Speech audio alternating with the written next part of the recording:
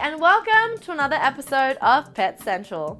My name's Cece, and this week we have a jealous goose, cats from the 50s, and so much more. Stay tuned.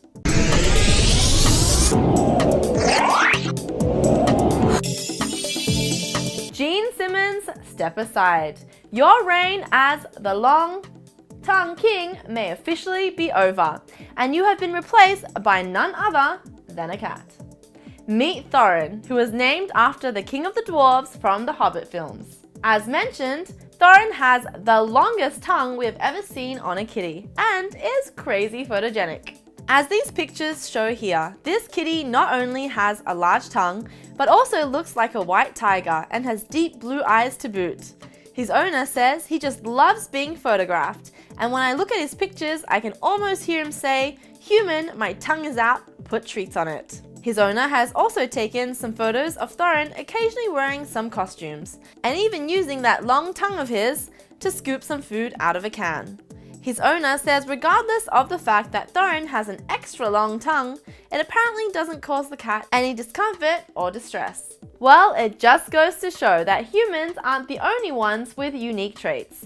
And if you want to see more of Thorin, check him out at his Instagram handle below, where he has no less than 22,000 followers. Now, if only we could get him to play bass, then that really would be something awesome.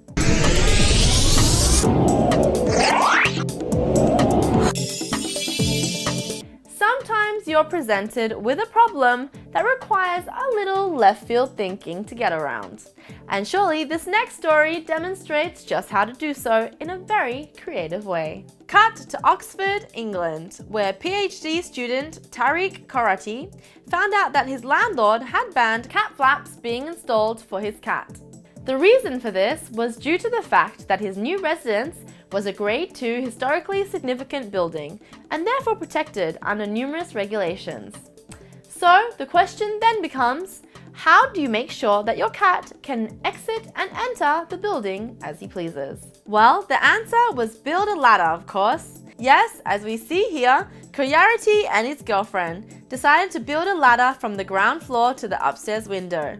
Coyarity says, "We were a little apprehensive at first as to whether he'd use the ladder, so we made a small practice one which we propped against the downstairs window. Once he was used to that, we coaxed him onto the larger ladder with treats and he took to it very quickly." We love this story because it both encompasses a bit of cheek, a genius solution, and the construction of a 7-meter ladder for under $30 US. And well, that's just awesome.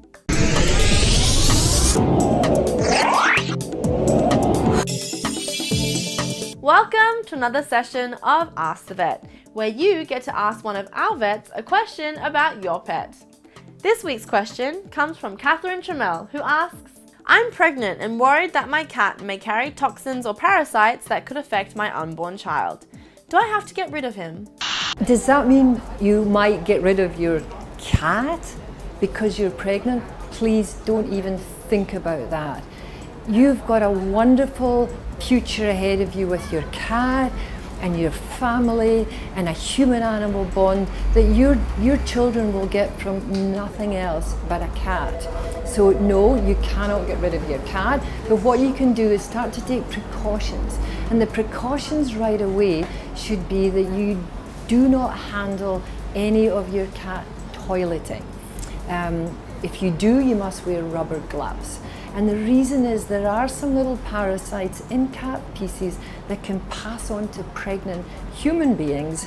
It's called toxoplasma, that most people have heard about nowadays, and that can cause abscess with an unborn child.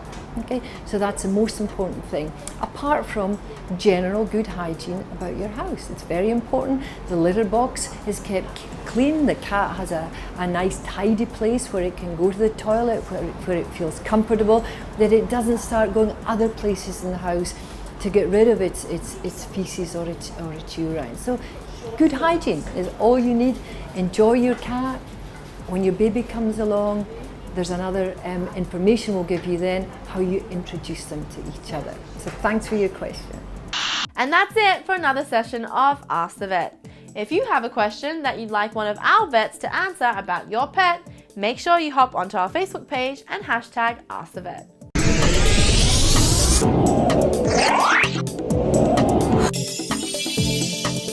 definitely covered some stories on this show featuring the bond between humans and animals. However, this story just may take the cake, because this friendship, while fun, is also one of the more unusual ones we've come across. Our story starts with Mike Javanji, who was walking by a lake when he noticed a small gooseling drowning and jumped in to save her. Abandoned by her mother, Mike decided to take care of this little gooseling for a little bit before returning her into the wild. But things did not go exactly as planned. After growing up into a 10-pound Canadian goose, Mike tried to release her into the wild. He was quoted as saying, "I've tried to get rid of her, you know. I've driven her miles away and then left her in the middle of nowhere, and when I come back, she's already home before me. So there's not a lot we can do." After seeing how attached the goose had gotten to him, Mike decided to simply embrace her, and she has been his friend now for over 2 years, going wherever he goes, whether it be riding his speedboat, watching TV, or walking into town. However, after a little while, a slight snag came into play: jealousy. Yes, this goose in question seemed to not only want to be friends, but had also imprinted on him, making her very suspicious of other human females wanting Mike's attention. When girls come around and she senses their threat, she lets them know. She's smart enough to know actually who the threats are and who they aren't, Javanji said. When being asked if he will try and find a way to permanently get rid of his friend and possible stalker, Javanji simply said, "No, I'm just too fond of her now." Which we think is wonderful for the goose, and we wish any human woman who hopes to capture Mike's heart good luck. Anyhow, if you want to find out more about this odd couple, make sure to check out the Instagram below.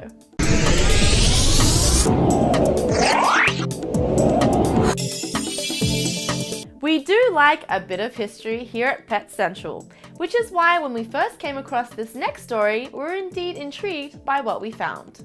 Enter British photojournalist Thurston Hopkins, who in the 1950s photographed cats while working at Picture Post in London, where the pictures were first published. The stark black and white images are amazing for two main reasons. Firstly, he managed to capture the cats who were walking the streets of post-war London, and secondly, he managed to also capture the look and atmosphere of the city at the same time. It would be interesting to note that London actually had many stray cats at the time who were made homeless years earlier by the bombings. Many of the strays captured had established themselves in bomb sites and lived off of both rats and bits of food provided by friendly neighbours. It also was common practice for cat owners to let their cats out before they went to bed at night. So even cats with permanent homes were also found wandering the streets, as cat flaps had not been invented yet. Anyhow, let us know what you think of the pictures by leaving your comment below. And that's it for another episode of Pet Central. If you'd like to keep up to date with all the latest pet news, make sure you hit subscribe below. Till next time, bye!